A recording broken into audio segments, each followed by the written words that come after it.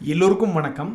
தரைமட்டமாக்கிட்டிய தெய்வமே, என் தெய்வமே, பணம் சம்பாதிக்கணும்னு வந்தால் சில அடிகள் விழத்தான் செய்யும்.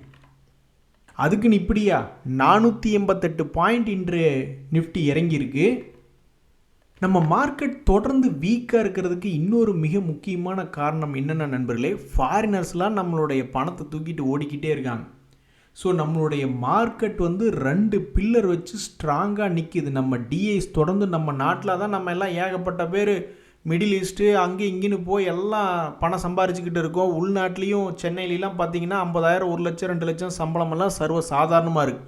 எல்லாம் சம்பாரித்து நம்ம மார்க்கெட்டில் போட்டுக்கிட்டு ஒரு பில்லர் ஷேர் மார்க்கெட்டை தாங்கி குடிக்கக்கூடிய ஒரு முக்கியமான கூட்டம் வந்து நல்லா ஸ்ட்ராங்காக இருக்குது. டிஐஸ் மற்றும் இண்டிவிஜுவல் ரீட்டைலர்ஸ் எல்லாம். ஆனால் இன்னொரு பில்லர் என்னடான்னா அவன் பாட்டுக்கு சரிஞ்சிக்கிட்டே இருக்கான். நேராக நம்மளை கொண்டு போய் கீழே படுக்க வைக்காமல் என்னடா இத்தினூண்டு பணத்தை வச்சுக்கிட்டு இருக்கீங்க. ஸோ ரொம்ப காலமாக பெரிய அளவில் பயம் என்பது இல்லாமல் இருந்தது. ஏன்னா எஃப்ஐ சும்மா 2,000 கோடி 3,000 கோடிக்குள்ளே விற்றுக்கிட்டு இருந்தாங்க. அதுலேயும் போன மாதம் பிப்ரவரி மாதம் பார்த்திங்கன்னா வாங்குறதா விற்கிறதான்னு தெரியாமல் வெறும் மொத்தம் ஒரு மாதத்துக்கே 6,600 கோடிக்கு தான் விற்றுருந்தாங்க. இப்போ போய் பார்த்தோம்னா 46,000 கோடிக்கு விற்றுருக்காங்க. இன்றைக்கி தேதி 12, வெறும் 12 நாளைக்கு 46,000 கோடின்றது வந்து ஜனவரி மாதத்துலேயும் இல்லை, டிசம்பர் மாதத்துலேயும் இல்லை, எங்கேயுமே இல்லை. சமீபத்தில் இதுக்கு முன்னாடி ஆகஸ்ட் மாதம் போன வருஷம், அதுக்கப்புறம் இப்போ கிட்டத்தட்ட 7 மாதம் கழித்து இப்போ வெறும் 12 நாளில் 46,000 கோடிக்கு விற்று பணத்தை எடுத்துருக்குறாங்க. ஆனால் ஏப்பா நீங்கள் வேறு இப்போ இது ஒன்று தான் குறைச்சலா அப்படின்ற மாதிரி ஒரு rating agency Fitch raises India's growth forecast to 7.5% அப்படின்ற மாதிரி செய்திகள் வருது. நாங்கள் ஏற்கனவே அடி வாங்கிக்கிட்டு இருக்கோம். நீ நல்ல செய்தி தான் சொல்கிற, இருந்தாலும் மார்க்கெட்டில் அடி வாங்கி சோர்ந்து போய் கிடக்கக்கூடிய காளைகளுக்கு இப்போ இது ஒன்று தான் குறைச்சல் அப்படின்ற ஒரு நிலைமை. நண்பர்களே, ஹெச்டிஎஃப்சி பேங்க் ஷேர் என்பது ஒரு மிகப்பெரிய ஒரு பங்கு. அது வந்து பார்த்திங்கன்னா 52 வீக் லோ, 1 இயர் லோவில் வந்து விழுந்திருக்கு. 2025 நிறைய பேர் வருத்தப்பட்டிருப்பாங்க. இப்போ ஒரு 3 மாதத்துக்கு முன்னாடி வருத்தப்பட்டிருப்பாங்க. அடாடா எவ்வளோ பெரிய பேங்க், 750 ரூபா 7.5 வந்து அழகாக விழுந்து கிடக்கிறானே. கிட்டத்தட்ட ஒரு 8 மாதம் கழித்து பார்க்கும்பொழுது 1000 ரூபாயை போய் டச் பண்ணானே, 20-25% கண்ணு முன்னாடி கடந்தது போச்சே அப்படின்னு வருத்தப்பட்டுக்கிட்டு இருந்திருப்பாங்க. அது எங்கேயும் போகல. கதவை திறந்து பாருங்கள், உங்கள் காலடியில் தான் படுத்து கிடக்கு அப்படின்ற மாதிரி ஒரு வருடம் கழித்து எங்கிருந்து தன்னுடைய 20-30% ஏற்றத்தை செய்தானோ அதே இடத்துல வந்து விழுந்திருக்கு. நண்பர்களே, பேங்க்குக நல்லா தான் இருந்தது. அவன் ஒருத்தன் விட்டான் ஒரு நியூஸ். என்னென்னு விட்டா எங்களுக்கே தெரியலிங்க. கவர்மெண்ட்லேருந்து கூப்பிட்டு சொல்கிறாங்க, அது என்னமோ 500-600 கோடி அவங்க அக்கௌண்ட்டில் காணும்னு சொல்கிறாங்க. என்னென்னு நாங்கள் விசாரிக்கிறோன்னு ஒரு பேங்க்லேருந்து செய்தியை விட்டான். அப்போ இருந்து எல்லா பேங்க்குகள் அந்த எஸ்பிஐலாம் நல்லா தான் நிம்மதியாக தான் இருந்தது. அவன் பாட்டுக்கு புதிய உச்சங்களை தொட்டுக்கிட்டு இருந்தான். நான் அந்த பேங்க் பேரை மறுபடியும் சொல்ல விரும்பலை.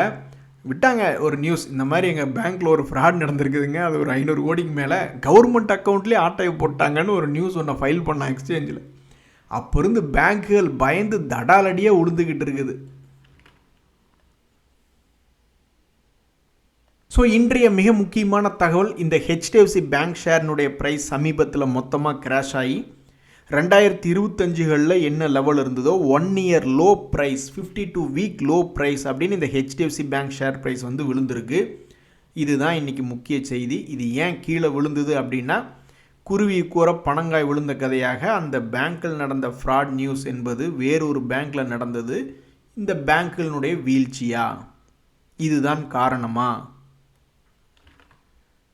இதில் நம்ம ட்ரம்ப் அவர்கள் அவர் வேற ஒரு பக்கம் கோந்த, நாங்களே இங்கே மார்க்கெட் கீழே விழுந்து கிடக்குது, எங்கள் பணம் பூரா தரமட்டமாக இருக்கே. அதாவது புதுசாக வர்றவங்களுக்கு ஜாலியாக இருக்கும், ஏன்னா அவங்க கரண்ட் மார்க்கெட் ப்ரைஸில் பக்கத்தில் போகிறாங்க. எதிர்காலத்தில் நல்ல லாபம் வந்ததுன்னா அவங்கெல்லாம் மகிழ்ச்சியாக இருப்பாங்க. ஆனால் முதல்ல பணம் போட்டவங்கெல்லாம் ஒரு மாதிரி கடுப்பாக உட்கார்ந்து கொண்டு இருக்கக்கூடிய நேரத்தில் இவர் ட்ரம்ப் அவர்கள் வார ஆரம்பித்து இன்றைக்கி 14வது நாள். இப்போ தான் அவர் சொல்கிறார், என்னன்றாரு, நாங்கள் வந்து அவங்கள பயங்கரமாக தாக்க போகிறோம். அப்போ இத்தனை நாள் நீ என்ன தாங்கயா பண்ணிக்கிட்டு இருந்தீங்க, ஒரு 10 நாள் உங்களால் போகிற முடிக்க முடியலன்னா அப்புறம் எதுக்கியா போய் அவங்க ஏரியாவில் நீ தலை விடுற. நான் கிராமத்தில் ஊருக்கு போகிறப்பெல்லாம் அங்கே ஒரு தாத்தா ஒருத்தர் இருப்பார், ஆலமரத்தடியில் உட்காந்துக்கிட்டு இருப்பார். அவர் அடிக்கடி சொல்லிகிட்டு இருப்பார், அவன் வேலையை அவன் பாருங்கடா, அடுத்த விஷயத்தில் மூக்க நுழைக்காதீங்க அப்படின்ற மாதிரி சொல்லிக்கிட்டே இருப்பார் ஊருக்குள்ளே. ஸோ இப்போ இருக்கக்கூடிய பிரச்சனை அப்படித்தான் போயிட்டுருக்கு. ஏதோ ஒரு நாளில் 2 நாளில் போர் முடிஞ்சிடும், ஆச்சா போச்சா அப்படின்னு எல்லாமே தரமட்டம் ஆக்கிட்டாங்க, அவங்க நாட்டில் எல்லாம் ஆக்கிட்டா அப்படின்னு அவங்க சொல்லி முடிக்கிறதுக்குள்ளே ஒரு குண்டு வந்து விழுகுது. அப்புறம் எங்கள் ஷேர் மார்க்கெட் பயப்படாமல் என்னையா பண்ணும்? நல்ல வேலை, ஆண்டவனாக பார்த்து நாளைக்கு 2 நாள் வந்து சனி ஞாயிறு வருது.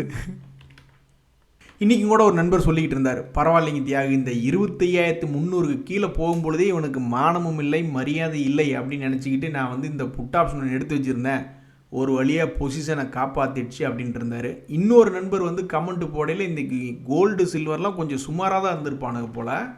ஆமாம், கோல்டு பீஸெல்லாம் இன்றைக்கி ஒரு 1.5% இறங்கியிருக்கு. என்னையா கொடுமையாக இருக்குது. வாரப்போ நாங்கள் ஏதோ உங்களை நம்பி தான் உட்காந்துக்கிட்டு இருந்தோம், நீங்கள் என்னடான்னா ஒரு மாதமாக வெறும் 3.5% தான் ஏறி இருக்கீங்க. ஆனால் ஸ்டாக் மார்க்கெட்டில் 30-40% இறங்கி கிடக்கு. இப்போ வீட்லலாம் கேட்க ஆரம்பிச்சிட்டாங்க, என்னங்க 2-3 மாதமாக கோல்டுனுடைய விலையில் எதுவும் மாற்றமே இல்லை, நல்லா மேலே வந்தால் தானேங்க ரேட்டு ஏதாவது விற்க முடியும், வாங்க. எங்கே விற்கிறீங்க? வாங்கதான் ரேட்டு உச்சாணிக்கு போனாலும் ஒன்லி வாங்கிறது மட்டுமே தான் கோல்டை பொறுத்த வரைக்கும் நிறைய பெண்மணிகள் நினைக்கிறாங்க. இப்போ அவங்களுக்கும் ப்ரெஷர் ஆயிடுச்சு, என்ன கொஞ்ச நாள் ஆச்சு ஒன்றும் கோல்டில் மாற்றமே இல்லை அப்படின்னு. அது டெய்லி ஏறி இறங்குறதுக்கு அது என்ன காய்கறியா? ஆக்சுவலாக கோல்டுங்கிறது ஸ்டேபிளாக இருக்குன்னு, அது ஒரு ஸ்டேபிள் காயின் மாதிரி இருந்தால் தான் எல்லாருக்கும் நல்லது. அது தக்காளி மாதிரி கிலோ 10 ரூபாய்க்கும் கிலோ 40 ரூபாய்க்கும் மாற்றி போயிட்டு இருந்ததுன்னா எல்லாம் தலை பிச்சுக்கிட்டு போக வேண்டியது தான்.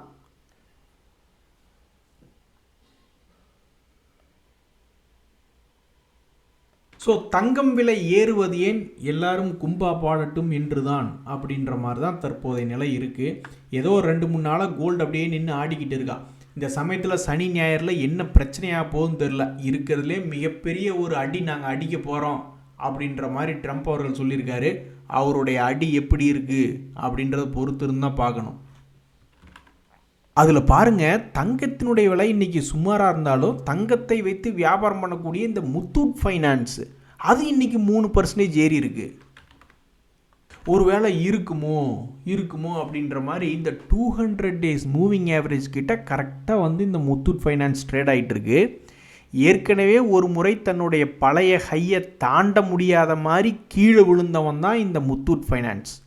அப்போ மேலே அந்த மாதிரி பண்ணினீங்கள்ல, உங்களால் பழைய ஹையை தாண்ட முடியல, அப்போ மறுபடியும் உங்களுடைய பழைய லோவை கீழே உடைக்க முடியாத மாதிரி இன்னொரு ரவுண்டு வருவீங்களா அப்படின்னு சில பேர் பார்த்துக்கிட்டு இருக்காங்க.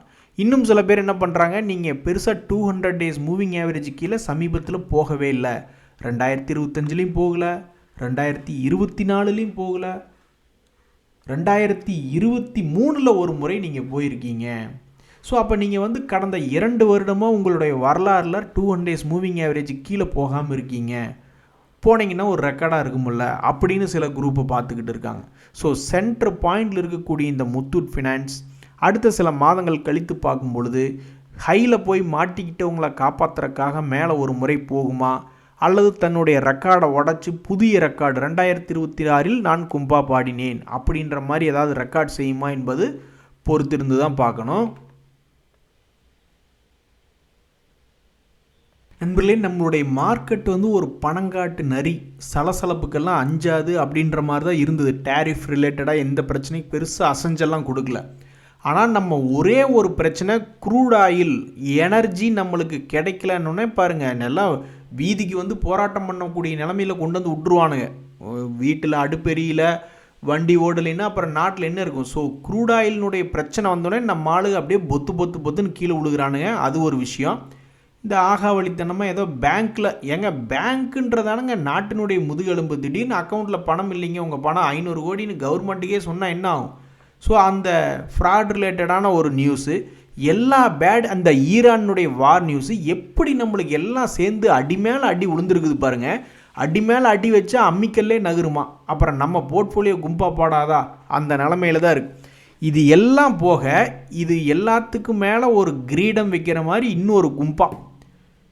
ஏற்கனவே இந்த ட்ரம்ப் அவர்களை வந்து அவங்களுடைய சுப்ரீம் கோர்ட் தலையில் கொட்டு வச்ச மாதிரி நீங்கள் பண்ணியிருக்கிறது சரியில்லை அப்படின்னு டேரிஃப் ரிலேட்டடாக நியூஸ் வெளியிட்டாங்களா. இப்போ என்ன ஒரு பிரச்சனைனா, அமெரிக்காவில் ஒரு செக்ஷன் இருக்குது, யூஎஸ் செக்ஷன் 301 அப்படின்ட்டு. அவங்களுக்கு வந்து நம்ம நாட்டில் ப்ரொடியூஸ் பண்ணி நம்ம அவங்க நாட்டுக்கு அனுப்புகிறோம். அப்படி அனுப்பும்போது நம்ம பாட்டுக்கு 24 மணி நேரம் ஒருத்தன்ட்ட வேலையை வாங்கி ப்ரொடக்ஷன் பண்ணி ரொம்ப எக்ஸ்ட்ரா கெப்பாசிட்டியில் வேலையை பார்த்து அவங்க நாட்டுக்கு நாம் எக்ஸ்போர்ட் பண்ணுறோம்னா நம்மளுக்கு என்னமோ ஜாலி தான், ஓட்டி எல்லாம் கிடைக்கிது, அல்லது ஏதோ ஒரு வகையில் நம்மளுக்கு ஜாலி தான். ஆனால் இப்படி ஓவர் கெப்பாசிட்டியில் வேலை பார்க்குறதுனால அமெரிக்காவினுடைய இண்டஸ்ட்ரீஸ் பாதிக்கப்படுது இல்லையா? அவன் 8 மணி நேரம் தான் வேலை பார்க்குறான் அப்படின்ற சமயத்தில் நீ 24 மணி நேரம் வேலை பார்த்து நீ பாட்டுக்கு பொருள் அனுப்பிச்சிக்கிட்டு இருந்தீன்னா, அந்த மாதிரி பல காரணிகளில் ஏதாவது சட்டம் மீறல் இருந்து அதனால் அமெரிக்காவினுடைய இண்டஸ்ட்ரீஸ் பாதிக்கப்படுது. அப்படி பட்டுச்சுன்னா அப்புறம் மறுபடியும் ஏதாவது பெனால்ட்டி போடுவாங்க. பெனால்ட்டி டேரிஃப் எல்லாம் ஒன்று தானே. அட பாவிகளா, உலகத்தில் அமைதியாக இருந்த பூந்தோட்டத்தில் எவன் இப்படி கல்லை விட்டு விரிஞ்சுதுன்னா அது நான் தான், வேறு யார்? ஆக மொத்தம் எல்லா கும்பா குட்டிகள் செய்தியும் வரிசையாக கொண்டு வந்து நிறுத்தி இன்றைக்கி தொடர்ந்து நம்மளுடைய மார்க்கெட்டை பல நாட்களாக இறங்குமுகமாக இறக்கி விட்டு கடந்த 5 நாட்களில் பார்த்திங்கன்னா 600 பாயிண்ட் இறங்கியிருக்கு. கடந்த ஒரு மாதத்தில் பார்த்திங்கன்னா இது உங்களால் நம்ப முடியுதா? ஒரே மாதத்தில் 2300 பாயிண்ட். ஸோ இந்த சில பேர்லாம் வந்து ஹெட்ஜிங் ரிலேட்டடாக இந்த ஃபியூச்சர்ஸ் அண்ட் ஆப்ஷன்ஸ் எல்லாம் பண்ணுறவங்கெல்லாம் ஒருவேளை தெரியாதனமாக சரி ஹெட்ஜிங்காக சில மாதங்களுக்கு முன்னாடி ஒரு பொசிஷன் எடுத்து வச்சுருந்து இன்றைக்கி போய் பார்த்தாங்கன்னா அவங்க கண்ணை அவங்களாலே நம்ப முடியாது. சமீபத்தில் ஒரு ஒரு ஒரு வாரத்துக்கு ஒருக்கா வாலட்டிலிட்டியாக இருந்த பங்குகளில் இந்த ஆத்தம் இன்வெஸ்ட்மெண்ட் அண்ட் இன்ஃப்ராஸ்ட்ரக்சர் ஷேர் என்பது இருக்குது. இன்றைக்கி என்ன பண்ணியிருக்கான்னா, இன்றைக்கி ஒரே நாளில் அவனுடைய மாற்றத்தை இப்படி கொண்டு வந்திருக்கான். அதாவது நீங்கள் பார்த்தீங்கன்னா இந்த பங்கு வந்து ஆத்தம் இன்வெஸ்ட்மெண்ட் அண்ட் இன்ஃப்ராஸ்ட்ரக்சர் அப்படின்ற பங்கு கடந்த ஒரு 5 நாட்கள் கணக்கெடுத்து பார்த்தீங்கன்னா பெரிய வீழ்ச்சி, மறுபடி ஒரு சப்போர்ட் ரேஞ்சிலேருந்து ஒரு பெரிய எழுச்சி, மறுபடி வீழ்ச்சி, இப்போ மறுபடி எழுச்சி. எவ்வளவு பெரிய மூவ்மெண்ட்டு கடந்த 5 நாட்களில் பண்ணது மட்டும் இல்லாமல் இன்றைக்கி ஒரே நாளில் வேறு இப்படி ஒரு மாற்றத்தை பண்ணியிருக்கா. நான் ஒன்று சொல்லட்டுங்களா நண்பர்களே, இந்த மாதிரி ஒன்றா கடப்பாறை தூக்கி கீழே விட்ட மாதிரியோ அல்லது ராக்கெட் மாதிரி மேலே போனாலும் நம்மளுக்கு ஒத்து வராது. நம்மளுக்கு வந்து தினமும் எந்த ஒரு பங்காக இருந்தாலும் அது இப்படி போகிறதா இருந்தாலும் சரி இந்த மாதிரி வளைஞ்சு நெளிஞ்சு போகணும், அல்லது இப்படி போகிற மாதிரி இருந்தாலும் வளைஞ்சு நெளிஞ்சு போகணும், இல்லை ஒரே இடத்துல இருந்தாலும் இப்படி வளைஞ்சு நெளிஞ்சிருக்கணும். இப்படி இருக்கக்கூடிய பங்கில் மட்டும்தான் நம்மளுக்கு அப்பப்போ சந்தோஷம் துக்கம்னு மாறி மாறி வரும். மற்றபடி ஏதாவது கும்பா குட்டி பங்குகள் எடுத்து வச்சுருந்தா கீழே குமிஞ்சு பார்த்துக்கிட்டே இருந்து என்ன தெரியுது, நடந்து நடந்து தேஞ்சு போன என் கால் தான் தெரியுது, மார்க்கெட்டில் பணம் எடுக்க முடியல, மார்க்கெட்டில் பணத்துக்காக டெய்லி நடக்கிறேன், 10 கிலோ உடம்பு இடம் இழந்ததான் மிச்சன்ற மாதிரி கீழே குமிஞ்சு பார்த்தா ஒன்றுமே இருக்காது, பயந்துருவோம், என்னடா ஒன்றுமே இல்லை. ஸோ தரைமட்டம் ஆகி கிடக்கக்கூடிய இந்த மார்க்கெட்லேயும் சம்பாதிக்கிறதுக்கு உண்டான வாய்ப்புகள் என்பதெல்லாம் இருக்க தான் செய்யுது. இந்த ஆத்தம் இன்வெஸ்ட்மெண்ட் இன்ஃப்ராஸ்ட்ரக்சர் அப்படின்ற பங்கு சமீபத்தினுடைய லோ 400 ரூபாய்க்கு பக்கத்தில் போய் விழுந்திருந்தான். விழுந்த பின்பு இந்த பங்கினுடைய விலை என்பது கிட்டத்தட்ட 18% இன்றைக்கி ஏறி இருக்கு. 20ன்னு கூட ரவுண்டு பண்ணிக்கிங்க, என்ன பண்ணுறது, உத்து பார்த்துட்டு இருந்தால் கண்ணு தான் வலிக்கும்.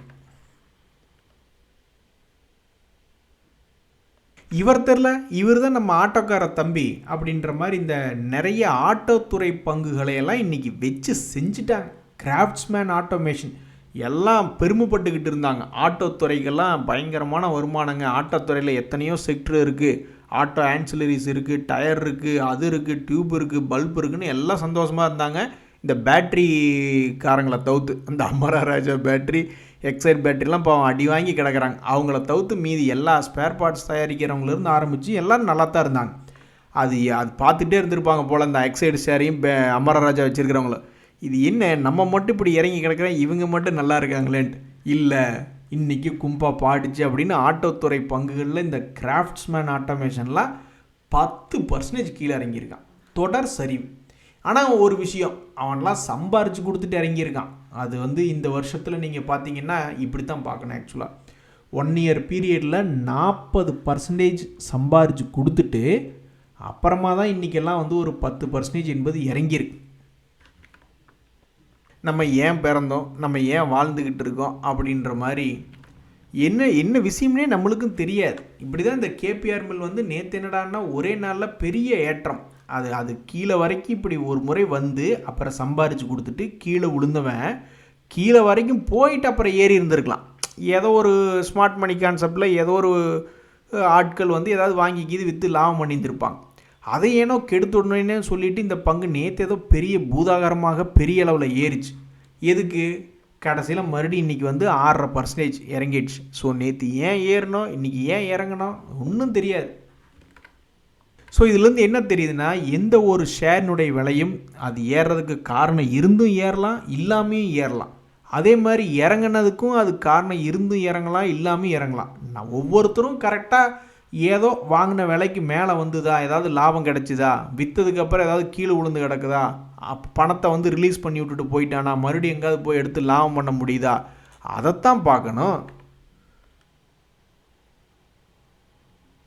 சரி நண்பர்களே, மார்க்கெட்டில் சம்பாதிக்கக்கூடிய வாய்ப்பு என்பது அப்பப்போ சில ஷேர்கள் மேலே ஏறி அதுக்கு ஒரு வாய்ப்பு இருக்கிற மாதிரியும் காமிக்குது.